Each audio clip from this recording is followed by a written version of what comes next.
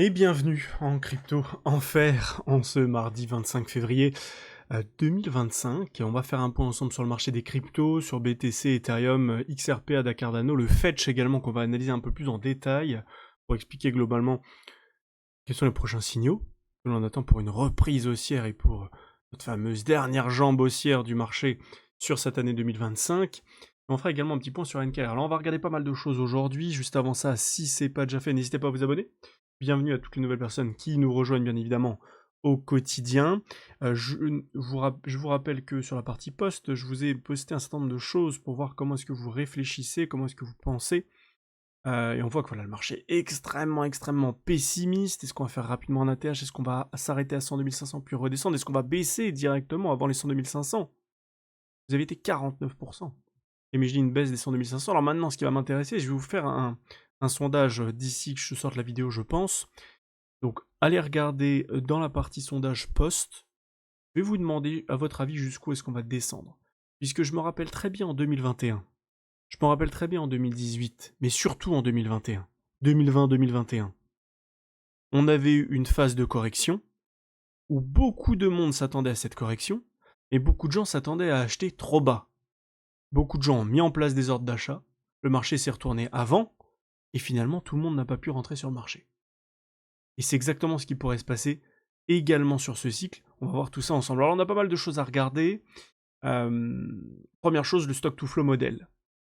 Alors le stock to flow model quand même, ici sur un point de vue très linéaire, il nous montre que on arrive à suivre un système plutôt propre. Maintenant, il faut quand même se rendre compte que sur ce stock to flow model, on arrive quand même à s'éloigner fortement de notre mouvement linéaire, puisque le cours, lui, n'est pas linéaire. On va avoir des phases d'accélération très fortes, où ici, on passe. Ici, on passe alors, on n'a pas les chiffres, mais on passe du simple à 10 fois plus, je veux dire, c'est colossal. Ici, on est à 24, ici, on est à 1230, donc vous voyez, on est sur des comparaisons de prix qui sont colossales. Donc on est vraiment sur des variations de prix monstrueuses, 2013-2014. Ici, 2016-2018, c'est un peu moins le cas. 2021, c'est encore un peu moins le cas. Et ça risque d'être encore un peu moins le cas ici en 2025-2026. Et en tout cas, voilà, l'objectif du stock to flow model, lui aussi nous emmène globalement sur une fin d'année. Une fin d'année pour ce cycle, donc pourquoi pas. Et ensuite, à nouveau, une phase plate, ou pendant la phase plate ici du stock to flow model, on pourra avoir une baisse du marché, une stagnation, deuxième phase d'accumulation, et ensuite une prochaine envolée sur ce cycle 2029. Voilà globalement pour notre BTC et notre stock to flow model qui nous montre qu'actuellement, on a encore le temps. On a encore le temps de monter. On le voit ici, on était en phase rouge, orange, jaune, rouge, orange, jaune, rouge, orange, jaune, et ici on est juste en phase rouge, orange, il nous manque cette phase jaune. Et toutes les phases jaunes ont été d'abord une grosse phase haussière avant une temporisation. Grande phase haussière, temporisation, après on passe dans le vert, on fait une grande baisse. Orange, jaune, alors ici la phase de hausse a été moins forte, on a eu un petit peu de jaune à la fin, puis on a eu de l'orangé vers du jaune vers la fin, et en tout cas toute la phase jaune a été une phase de temporisation, et ici une grosse phase de hausse pour le marché des alts, et ça c'est ce qui nous intéresse fortement. Toute cette phase ici de avril 2022 de avril 2021, pardon, à septembre-octobre 2021. Et donc on s'attend globalement à une première phase jaune, une deuxième phase jaune, à nouveau, avec un super cycle des cryptos qui arrivera. Beaucoup de cryptos le montrent, beaucoup de cryptos font des phases d'accumulation. On a aussi beaucoup de cryptos qui ont fait de la distribution, et de manière générale, on voit que le gros du marché n'est pas encore présent. Et donc qui fait qu'on va toujours attendre notre phase jaune sur notre stock to flow model, qui n'est toujours pas présent. Si on regarde également de la part des institutions, des ETF, vous en avez beaucoup parlé, on a des chiffres qui sont tombés là pour le mois de février, on n'a pas de nouveaux entrées sur le marché. Les institutions sont en train d'attendre, elles temporisent, elles attendent peut-être des confirmations, confirmation de l'inflation, je vous le rappelle, qui en mars sera très positive, très intéressante pour le marché. Mais pour l'instant on n'y est pas. Pour l'instant, on est encore dans l'attente. Pour l'instant, on est encore sur des chiffres d'inflation qui ne sont pas bons, qui ne sont pas aussi bien en tout cas qu'espérés par rapport à l'année dernière. Et donc pour le moment, tout est un peu en statu quo. Les institutions attendent, les particuliers partent, le marché américain souffre, mais ça tient. Ça tient. On voit de toute manière que BlackRock ne se désintéresse pas, en tout cas. Il y a toujours 51 milliards de dollars d'investis, 575 000 BTC, Fidelity 200 000. Grayscale 198 000, 21 Shares 51 000. En tout cas, voilà, il y a du cash. Continue d'avoir de l'argent. Je l'avais déjà montré ici, mais si on reprend BlackRock, ça ne fait que monter. On a une phase de temporisation actuellement, oui, c'est clair. Et le marché monte moins. Mais on a eu des phases comme celle-ci importantes un peu tout le long de la part de BlackRock depuis le début d'année 2024. Donc pas de problème. Si on regarde maintenant sur le marché global, alors oui, effectivement, cette map ne fait pas plaisir, beaucoup de rouge sur le marché aujourd'hui, forcément, avec un BTC qui retrace actuellement en dessous des 90 000 dollars, avec une mèche même aux alentours des 86 000 et quelques, et le volume qui est de retour. Ça, c'est plutôt positif. Un volume de retour lorsque l'on a une chute comme ça, alors que les particuliers se désintéressent fortement, ça veut dire quoi? Ça veut dire qu'on a de la panique, ça veut dire qu'on a des absorptions de marché, ça veut dire qu'on a des liquidations, et ça, c'est une super bonne nouvelle pour nous. Pourquoi c'est une bonne nouvelle? Tout simplement parce que si on a du volume, c'est qu'il y a de l'intérêt. Et c'est pas parce que le marché baisse qu'on ne peut pas avoir de l'intérêt. Quand le marché baisse, et beaucoup de portefeuilles sont en train de vendre, de paniquer, de se dire c'est bon, le marché c'est nul, tout ce qu'on nous a dit c'était de la merde, ça ne vaut rien, il n'y aura pas d'alt-season, tout est pourri, je récupère mes billes, je me casse. Sauf que les gens qui vendent, pour qu'ils puissent vendre, il faut bien qu'il y ait des gens qui rachètent leur position. Et les personnes qui rachètent leur position ne sont pas des particuliers. Car le comportement des particuliers de manière générale, de manière générique, est le même pour tout le monde. On a les fameux moutons blancs, moutons noirs, la plupart sont des moutons blancs, et malheureusement tous les moutons blancs fonctionnent de la même manière. Tous les moutons blancs sont en train de disparaître du marché, de se barrer, voire de se faire liquider, alors que les quelques moutons noirs se gavent, et notamment les grosses institutions. On le voit, 80 milliards de volume en 24 heures sur BTC, 43 milliards sur Ethereum, 120 milliards sur le Tether. Et ça, c'est intéressant. 120 milliards sur le Tether, c'est intéressant. XRP 11 milliards, bon BNB que dalle, Solana 12 milliards. Il se passe quelque chose, il y a du volume, c'est très bien. C'est très bien. Donc on reste accroché à nos positions, on réaccumule s'il faut, et en attendant, on a un deuxième portefeuille de trading au cas où. Passons maintenant au funding. Les fundings sont bas. Tout de même hier, on peut constater que... Alors je vais rester en daily pour pas faire quelque chose de trop complexe pour les gens qui ne veulent pas faire du millimétré. On a une autre phase de baisse. Pendant la phase de baisse, les fundings sont descendus, ont stabilisé pendant notre phase de stabilisation. Et lorsque le marché est remonté ici, lors de la remontée ici, on a récupéré les stops intermédiaires. Vous voyez, on a fait une mèche au-dessus. Et lors de cette mèche au-dessus, les fundings sont un peu remontés. Et derrière, on réintègre et on vient sortir tout le monde. Accélération des liquidations. Aujourd'hui, ce qui est logique avec le marché qui drop. Et avec ce fameux drop, on a également les fundings sur les alts qui est en train de fondre comme neige au soleil. Et ça, c'est plutôt une bonne nouvelle.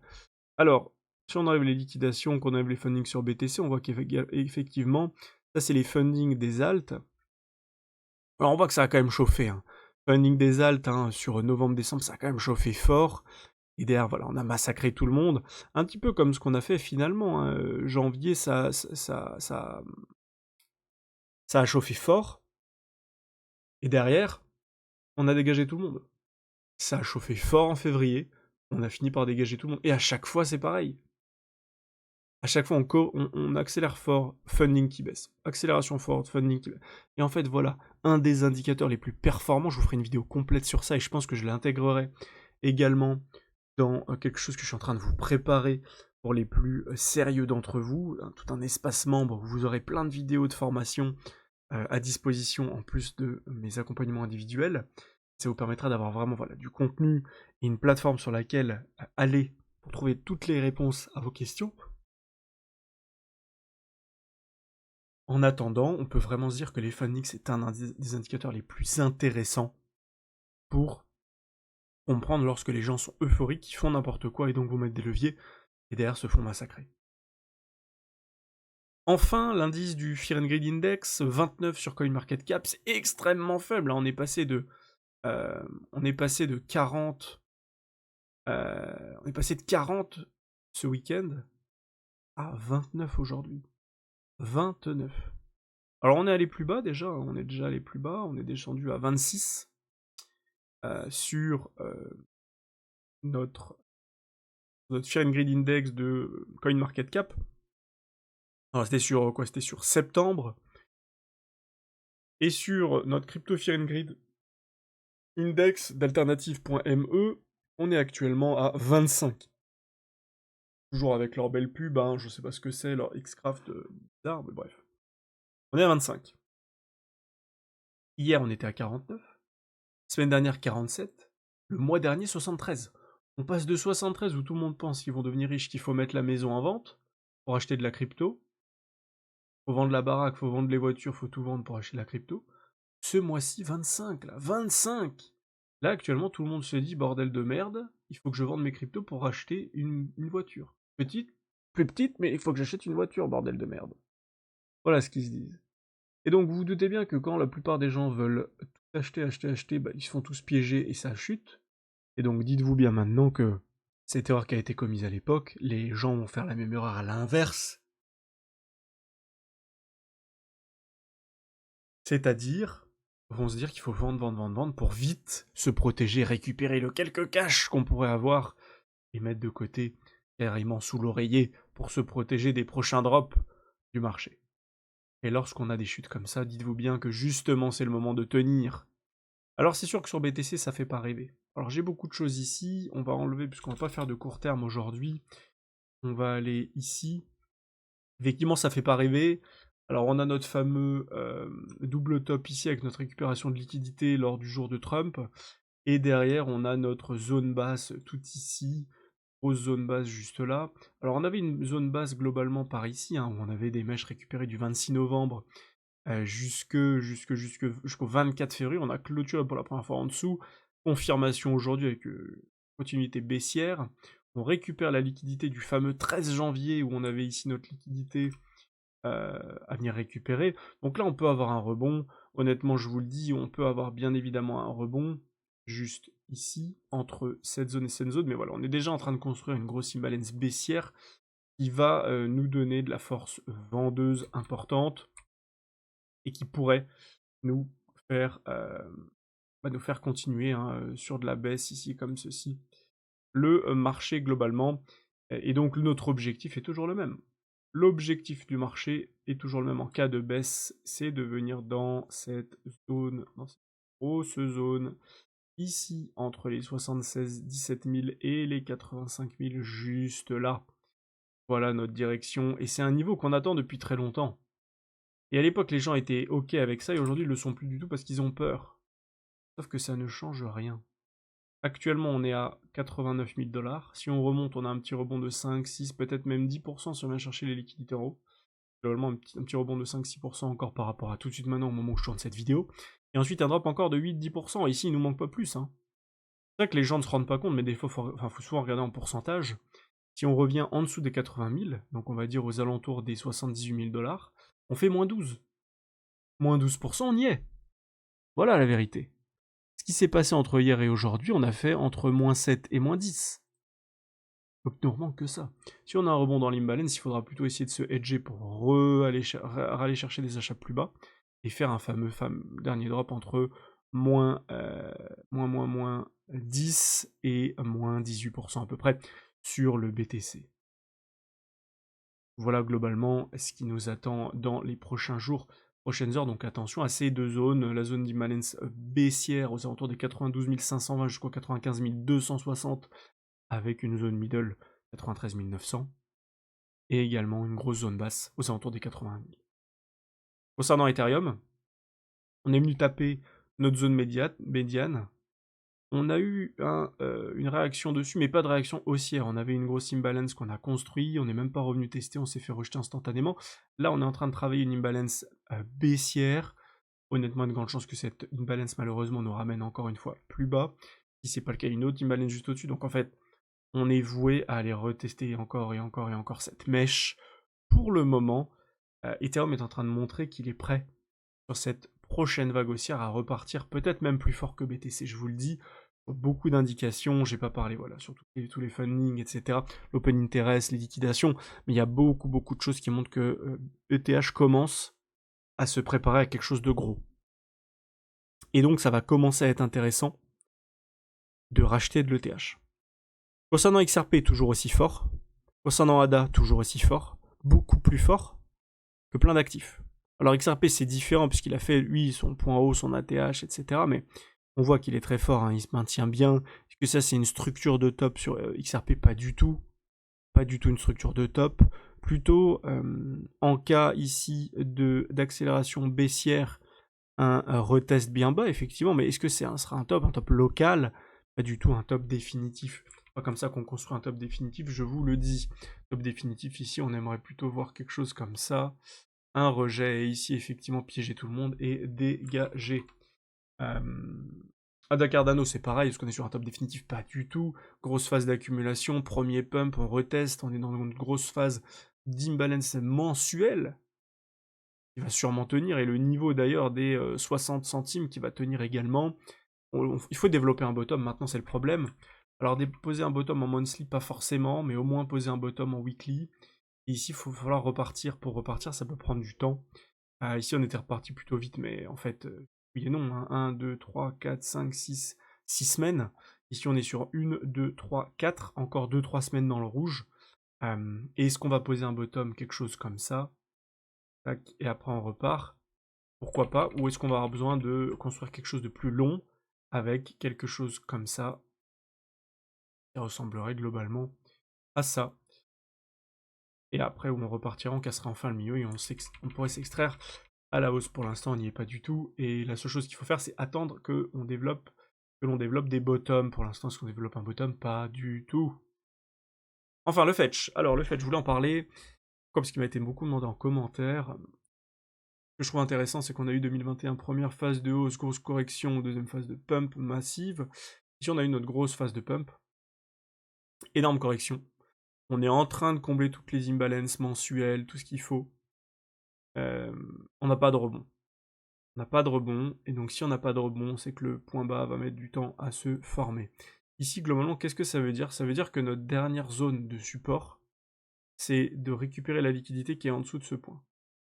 Si après avoir récupéré tout ce qu'on a ici actuellement, ce qu'on est en train de récupérer, aux alentours des 60 centimes, une fois qu'on a ça, si on arrive à, pendant quelques jours ou quelques semaines, réintégrer à la hausse, on aura cette imbalance baissière qui donnera du poids au marché. Et si on arrive malgré ça à faire un genre de range entre cette zone haute et cette zone basse, et qu'on se maintient là-dedans, avec les fundings qui continuent d'être bas, le crypto fear and greed qui continue d'être faible, on arrive à se maintenir, ce sera extrêmement positif pour le fetch pour repartir au minimum entre 2,50 et 2,85 $. Et ensuite, l'objectif, ce sera de faire un nouveau cycle haut, le cycle vraiment puissant. On aurait globalement quelque chose qui ressemblerait, quelque chose comme ça, et notre fameuse accélération haussière. Pour le moment, si on prend ne serait-ce que juste le cycle de 2021 et le cycle actuel, on n'est même pas venu tester les 168 qui se trouvent aux alentours des 4,12 $, et donc pourquoi pas avoir cet objectif comme prochain objectif haussier sur le fetch. Pas rentrer plus dans le détail, enfin je vais vous parler d'ANKR qui est toujours dans son range. On essaye de se positionner en bas de notre fameuse zone de maintien, mais ça reste très faible comme structure. La plus grosse structure est notre structure de range ici, latérale, vraiment de manière horizontale. On est toujours dedans. Est-ce que c'est le moment de paniquer? Bah non, pas du tout, justement. Hein. Plus on est dans des zones basses de range bas, plus c'est des zones d'achat. Et puis à l'inverse, on est vers le haut et moins on a envie de s'exposer. C'est-à-dire qu'on peut s'exposer ici si on s'attend à des cassures haussières, on s'expose moins. Et si globalement on avait envie de mettre 10 000 sur le ANKR, bah ici on va se positionner peut-être avec 2000, avec 20% de notre capital. Quand on va descendre, si on trouve des niveaux de support et des potentiels retournements, on va rentrer encore avec 30%, 40%, etc., etc. Et au fur et à mesure, on va rentrer. Et si le marché remonte ici, on ne sera pas rentré avec la totalité de nos 10 000, on sera rentré peut-être avec 20 plus 30%, donc à peu près 5 000. Au total, ça fait 50% des 10 000, donc avec 5 000, et on fera du bénéfice avec 5 000, et les 5 000 restants, en cas de correction, on re-rentrera avec ce capital. Ou bien on utilisera le reste de ces 5 000 pour se positionner sur d'autres cryptos, tout simplement. Donc voilà, globalement, ce qu'il faut bien se rappeler. Pour le moment, effectivement, les gens sont en train de paniquer. Dans notre stock to flow model, on est toujours correct. Il nous manque toujours cette vague jaune. On n'a toujours pas eu cette vague jaune. Tant qu'on ne l'a pas, on n'a pas de problème. Sur les ETF, effectivement, c'est le calme plat. Mais le calme plat ne veut pas dire de la vente. Le calme plat veut dire le calme plat. Pas de nouveaux achats. Il n'y a pas de nouvelles ventes. On voit qu'on est sur une phase plutôt de maintien, où les ventes se sont un peu accélérées en décembre et ont beaucoup ralenti sur ce début d'année. Les achats ont réaccéléré début d'année, puis se sont calmés par la suite, juste ici. Il n'y a pas de demande, il n'y a pas de demande spécifique ici, mais il n'y a pas de demande de vente non plus. Ce qu'on voit juste, c'est que les particuliers sont en train de paniquer, 25 de Fear and Greed, 29 sur CMC. La dernière fois qu'on est venu dans ces zones, c'était les points bas. Septembre 2024. Septembre 2024, c'est où ça? C'est le gros range qui est ici. Un range plutôt en canal baissier. Septembre 2024, août 2024, septembre 2024. On pose les bottoms, derrière on repart, merci, au revoir. Ça prend du temps, puisqu'après, bien sûr, de septembre à octobre, il se passe plus rien pendant un mois. On remonte un peu. Si on remonte un petit peu, on fait 10-12%, mais on maintient, on temporise. Par contre, quand ça casse, ça casse. Et après, le but, c'est effectivement, encore une fois, de maintenir tous les stops vendeurs pour, hop, squeeze tout le monde, et après, ici, les gens paniquent, et on les dégage. Et à nouveau, ça va être l'objectif ici, de venir sortir et dégager tout le monde petit à petit. Au fur et à mesure, on maintient tous les stops vendeurs, et tous ces stops vendeurs qu'on va construire, ça nous permettra de venir squeeze fortement, aller plus haut, et au moment où on sera plus haut, à nouveau les gens vont paniquer, vont se dire il faut acheter, acheter, acheter, les alts, les alts, les alts, les fundings vont exploser, et ici on va poser un top local et on va dégager tout le monde. Donc bien rester focus, je vous fais une mise à jour demain bien évidemment. Si cette vidéo vous a plu, n'hésitez pas à mettre un petit pouce bleu, vous abonner si ce n'est pas déjà fait, me dire en commentaire ce que vous en avez pensé, proposez-moi une autre crypto que Fetch, puisque je ne vous ferai pas des vidéos très très longues sur les alts en ce moment, ça n'a pas trop d'intérêt, pour l'instant on attend les bottoms, avant que je vous refasse des vidéos complètes sur les alts. Mais voilà, dites-moi en commentaire ce que vous en avez pensé, je vous dis à très vite pour une prochaine vidéo, et je vous dis ciao ciao.